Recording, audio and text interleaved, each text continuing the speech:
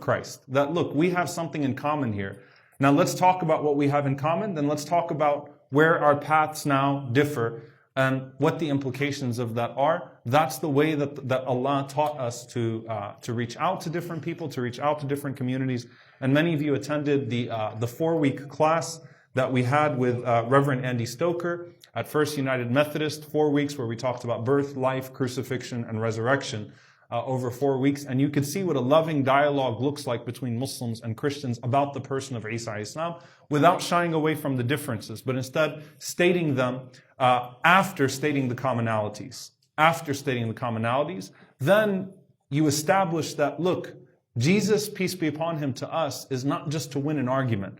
We don't just try to fit him into some broader picture. He is a central figure in our deen. His birth, his life, and his return are central parts of the Quran and the Sunnah of the Prophet, peace be upon him, and they mean something to us. And I'll just point to you, before now getting into the life of Isa alayhi salam, I'll point you to the final moment of that class, that 4-week class that we had at First United Methodist.